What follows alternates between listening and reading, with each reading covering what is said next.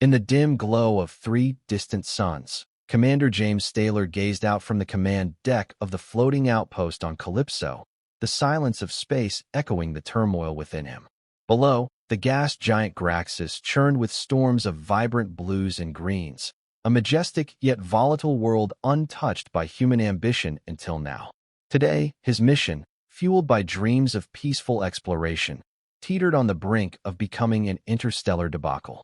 The outpost itself was a marvel of human ingenuity, a series of interconnected modules and energy pylons floating just above Calypso's rocky surface, held aloft by anti-gravity fields and shielded by a translucent energy barrier that shimmered like a soap bubble in the sunlight. The architecture was sleek and functional, with corridors lined with panels of touch-responsive controls and walls that glowed softly with bioluminescent light harvested from Graxis's own flora. Commander Staylor, a man in his late 30s with a keen mind and an easy authority, had always believed in the potential for humans to be galactic peacekeepers. Yet, as he stood watching his team navigate the complexities of their latest operation, the weight of his responsibilities pressed down on him like the gravity of the giant planet below. His crew, a diverse group of scientists, engineers, and diplomats, worked diligently, unaware that their current actions, mining energy from Graxis, might soon ignite a conflict with unknown alien forces. Staylor's thoughts were interrupted by a sudden tremor that rippled through the station. On the main display, the serene image of Graxis was replaced by alarming sensor readings. A mining expedition, routine until a few moments ago, had triggered an unexpected reaction in the planet's atmosphere, spawning a colossal storm that now threatened to engulf the outpost. The commander's heart raced as he issued rapid-fire commands, coordinating the crew's response to stabilize their floating haven. But as the storm intensified, so did his realization that this was no mere natural disaster. It was a sign of something deeper, a misunderstanding or a trespass in the eyes of beings they had yet to meet. The possibility that they had just declared war by accident was a chilling thought. He needed to act, and quickly, not just to protect his crew, but to prevent a potential galactic war. As the violent tempest swelled on Graxis, Warlord David watched from his command center carved deep within the moon's craggy underbelly.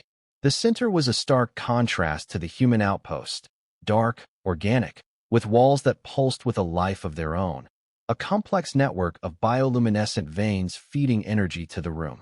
David's skin shimmered with the same ethereal glow, his eyes reflecting the storm's chaotic energy that resonated with his spirit. He perceived the human activity as a violation, an aggressive disturbance in the planet's sacred energetic equilibrium. With every burst of lightning that crackled through the tempestuous clouds, David's resolve hardened. His people, the Graxusians, were attuned to their planet's rhythms, and the sudden imbalance caused by the humans was a pain they all felt sharply. Standing tall, his figure imposing even in the dim light, David convened with his council, a circle of elders and warriors whose skin patterns flickered with subdued colors of distress. The humans do not merely extract, they infect, David declared, his voice echoing off the rough-hewn stone walls. Their machines drill into the heart of Graxis, siphoning its force, provoking its wrath. We must respond, lest they drain our world of its lifeblood. Back on the human outpost, Commander Staylor convened his own urgent meeting. The main conference room of the outpost buzzed with tense energy, the storm visible through the panoramic windows providing a dramatic backdrop. Staylor stood at the head of the table, maps and data projections floating holographically above the surface, showing the storm's rapid growth and its potential catastrophic path. We must establish contact with the indigenous population, Staylor insisted, addressing his diverse crew. This storm could be a defense mechanism, an automated response to what they could perceive as an attack. We need to communicate our intentions for peace and scientific collaboration. Alara, his chief diplomat, nodded in agreement. I'll prepare a transmission, something simple and non-threatening. We'll broadcast on all known communication channels. Perhaps we can appease any watchers and mitigate this crisis. Meanwhile, preparations for defense were silently underway. Staylor knew that hope and diplomacy might not be enough. If words failed, they would need to be ready for whatever response their mining might have provoked. As night fell on Calypso, The mood among the crew grew somber. They were explorers, not soldiers, yet each understood the gravity of the situation. In their quarters, they exchanged words of encouragement, reminiscing about Earth and the loved ones awaiting their return, bolstering their resolve with reminders of why they ventured into the stars in the first place. On the other side, Warlord David prepared for potential conflict. His war room was alive with the activity of advisors and tacticians. Maps of the star system illuminated the space, strategic points marked and routes outlined for quick strikes. David's eyes lingered on the holographic representation of the human outpost, his mind racing through scenarios of engagement. The humans may not yet understand the depth of their intrusion, but they will learn, he murmured to his closest advisor. Ready the fleet, but hold until my command. We watch their next move. This storm may yet speak for us. In the deepening gloom cast by Graxus's storms, both leaders faced their reflections, pondering the imminence of a confrontation neither truly desired but both were prepared to undertake. The fate of their peoples, perhaps their very understanding of the universe, hung in the balance, waiting for the next move in this high-stakes celestial chess game. The storm on Graxus escalated, its furious energy surging like a living entity enraged, its tendrils of lightning lashing out with increased ferocity. The human outpost, a beacon of technological prowess and ambition, shuddered under the cosmic onslaught, its shields flickering with each thunderous strike. Commander Staler, steadfast at his post, monitored the fluctuating energy readings, his brow furrowed in concentration. Every spark of lightning was a reminder of the delicate balance they had disrupted and the potential consequences that could follow. Within the confines of the outpost's central hub, the atmosphere was charged with a palpable tension. Crew members moved about their duties with a quiet urgency, their faces etched with concern. Among them, Alara, the chief diplomat, worked tirelessly to craft a message of peace. Her fingers danced over the holographic interface, composing a transmission that conveyed respect, a desire for understanding, and an apology for the unintended disturbance. This message has to bridge worlds, soothe fears, and forge a path to dialogue, she muttered to herself, aware of the monumental task at hand. Simultaneously, the outpost scientists and engineers convened in the lower module, poring over the data collected from the storm. Dr. Willam, the lead scientist, adjusted his glasses as he analyzed the patterns of the storm's energy pulses. It's almost as if the planet is communicating through the storm, reacting to our actions, he proposed, his voice a mix of awe and apprehension. The team debated theories, each trying to decipher the natural language of Graxus, hoping to find a way to mitigate the storm without further provocation. Back on Graxus Moon, Warlord David convened with his council in a chamber carved from the moon's very core, where the planet's energy was most potent. The room was dimly lit by the natural luminescence of the stones, casting eerie shadows over the assembled faces. David stood before them, his figure a silhouette against the glowing backdrop, his voice steady and commanding. The humans continue their assault on our world. We have offered them no provocation, yet they bring chaos to our doorstep, he declared, the resonance in his tone underscoring the depth of his conviction. As David spoke, his advisors prepared for a potential strike, arming themselves with high-energy plasma weapons and configuring the moon's defensive systems. Each member of the council was connected through a psychic network, their thoughts and strategies interwoven, creating a formidable tapestry of defense. The warlord's closest advisor, Staler, a seasoned warrior known for his strategic acumen, suggested a cautious approach. Let us not be hasty, warlord. The storm itself might yet deter the humans. We should prepare to strike, but only unleash our fury if they fail to heed its warning. Meanwhile, back on the outpost, a transmission from Earth brought new directives. Staler received the encrypted message in the privacy of his office, his expression grim as he read the orders. Earth's Galactic Command urged patience and diplomacy, but prepared for the worst-case scenario. Ensure the safety of your crew, James, but protect our interests at all costs, the message concluded, a stark reminder of the stakes involved. As both sides braced for what might come, the storm above served as a tumultuous symphony of nature's raw power, a reminder of the planet's ancient and formidable presence. The humans and Graxusians, caught in this dance of celestial fury and political maneuvering, found themselves at a crossroads. Each step, each decision, could either pave the way to peaceful coexistence or lead to a conflict that would ripple through the stars. The night deepened, and the storm grew wilder, its voice louder, its message clear.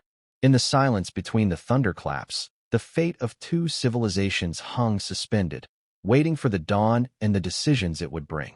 As dawn crested over the horizon of Calypso, the storm on Graxis reached a crescendo, its furious winds howling through the cosmos. Commander Staler stood at the viewing platform of the outpost, watching the turbulent display with a mixture of awe and anxiety. The storm, now a monstrous swirl of colors and energy, mirrored the chaotic emotions brewing within him. The outpost's shields hummed loudly, straining against the tempest's wrath, a constant reminder of the thin line they walked between discovery and disaster. In the dimly lit corridors of the outpost, the crew moved with purpose, fortified by a night of strategic planning and contingency preparations. Alara, having broadcasted their message of peace several hours prior, waited anxiously for any sign of response. Her workstation was littered with open channels, each a lifeline cast into the unknown, hoping to catch a whisper of understanding from the Graxusians. Below the surface of Graxis Moon, in the War Council chamber, Warlord David and his advisors watched the same storm with a very different perspective. To them, it was a sacred rage, a planetary defense against the invaders from Earth. The chamber buzzed with strategic discussions, the air thick with the electric tension of impending conflict. David, standing firm and resolute, addressed his assembly. "We have given the humans time to withdraw, to cease their provocations," he said, his voice echoing against the stone walls. "Yet they persist. They test not only our patience, but the very will of Graxis. We must respond, assert our dominion, and protect our home." His fist clenched at his side as he turned to view the holographic displays showing the positions of their fleet, poised for combat. Meanwhile, James convened his senior staff in the operations center, a room alive with blinking consoles and urgent voices. "We've made every attempt to communicate our intentions," he said, addressing the room. "We've extended an olive branch, yet we must be prepared for it to be rejected.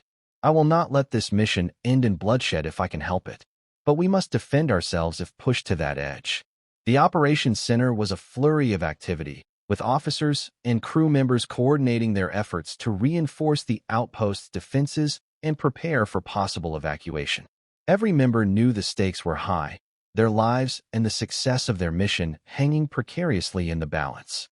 Back on the moon, Staler, David's trusted advisor, approached him with a cautious tone. "Warlord, the storm intensifies. Perhaps it is a sign from Graxis itself, a protectorate act meant to dissuade further conflict. Might we consider their silence as deliberation, not defiance?" David considered this, his gaze fixed on the swirling vortex displayed before him. "Or it is a harbinger of their final assault, a prelude to invasion. We must be decisive, Staler. Prepare the fleet, but hold. We strike at my command, not before." As the day progressed, the tension reached a palpable level on both sides. Alara received a faint signal, garbled and weak, but unmistakably a response. Rushing the transmission to James, they analyzed the fragmented message, a mix of unknown linguistic patterns and familiar mathematical sequences. "They're trying to communicate," Alara exclaimed, her voice a mix of relief and urgency. "We need more time to decode this, James. We must stall any military engagement." With the decoded fragments in hand, James faced a critical decision. Broadcasting a plea for more time could be seen as stalling for a strategic advantage or genuinely seeking peace. Choosing his words carefully, he prepared a response, one that conveyed their sincerity and desperation for diplomacy. As both leaders stood on the brink, the choices they made in the next hours would define the future of their peoples. The storm above served as a fitting metaphor for the turmoil within, each flash of lightning a potential spark for war or the illumination needed for peace. Under the swirling tumult of Graxis's wrath, the tensions between the human outpost and the Graxusian warlord reached a critical juncture.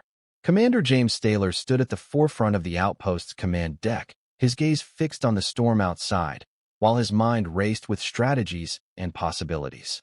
The fragmented message received from the Graxusians was being decoded, but time was a luxury they could ill afford. Inside the war room of Graxus's moon, Warlord David was similarly poised, surrounded by his council of advisors. The room was a hive of strategic activity, with advisors analyzing data streams and preparing for possible scenarios.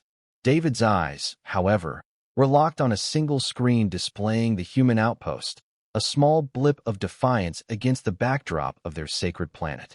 As the day progressed, the outpost's crew worked diligently to fortify their defenses and maintain operational readiness.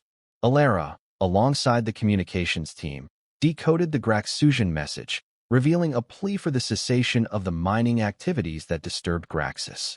They view the mining as an act of aggression, a violation of their world's sanctity, Alara explained to James, her voice steady despite the escalating stakes. In response, James crafted a message of conciliation and proposed a meeting to discuss terms of engagement and mutual respect for Graxus's resources. This message, filled with diplomatic tact and a genuine plea for peace, was broadcast with all the hope the outpost could muster. Back on the moon, the response from the humans was met with mixed reactions. Staler, the seasoned advisor, urged caution and diplomacy, seeing this as an opportunity to avoid unnecessary conflict. Warlord, the humans show a willingness to parley. Perhaps it is in our best interest to hear them out, he advised, his voice a calm in the storm of fervent war preparation. David, however, remained skeptical of the humans' motives but agreed to a temporary ceasefire to facilitate a dialogue. Prepare for the worst, but hope for the best, he commanded, his decision reflecting a warlord's prudence tempered with a leader's foresight. The arranged meeting would take place on the neutral ground of the outpost's main hall, a location chosen for its symbolic significance and tactical neutrality. James and Alara prepared meticulously, understanding that the success of this meeting could dictate the future of human-Graxusian relations. The moment of the meeting arrived under the ominous watch of the continuing storm. James, Alara, and a small team of diplomats greeted David and his retinue as they entered the outpost. The Graxusians were imposing figures, their skin shimmering with an ethereal glow, their expressions unreadable. The discussions began with formalities, each leader expressing their positions and concerns. James emphasized their peaceful intentions and ignorance of the mining's impact, while David expressed his people's deep connection to Graxus and their duty to protect it. The dialogue was tense but respectful, with both sides presenting their grievances and listening to the counterpoints. As the meeting progressed, an unexpected turn of events unfolded. A sudden, more violent tremor shook the outpost, a direct result of the storm's intensification. Amid the chaos, a structural failure endangered part of the outpost where Graxusians and humans alike were at risk. James, without hesitation, rushed to assist in the evacuation efforts, helping Graxusian and human crew members alike. David, witnessing James's genuine concern and bravery, began to see the humans in a new light. This act of selflessness in the face of shared danger served as a turning point, softening the warlord's perception and fostering a newfound respect for James. As the tremors subsided and the immediate danger passed, the leaders reconvened, this time with a changed atmosphere. The shared experience of the crisis had bridged a gap, making the subsequent discussions more open and cooperative. The chapter closed on a hopeful note, with both sides tentatively agreeing to a framework for coexistence and mutual protection of Graxus. They decided to establish ongoing communication channels and joint oversight for the planet's resources, a significant first step toward lasting peace. In the aftermath of the storm's fury and the unexpected camaraderie forged in the face of danger, the Graxusian moon's pale light bathed the human outpost in a serene glow. The previous night's events had altered the course of what seemed an inevitable descent into conflict. Both human and Graxusian hearts were cautiously optimistic as dawn heralded a new era of tentative peace. Inside the outpost's main hall, where the pivotal meeting had resumed, Commander James Staler and Warlord David sat across from each other, their earlier apprehensions tempered by mutual respect. The hall, with walls adorned with holographic images of Graxus and Earth, symbolized a bridge between two worlds.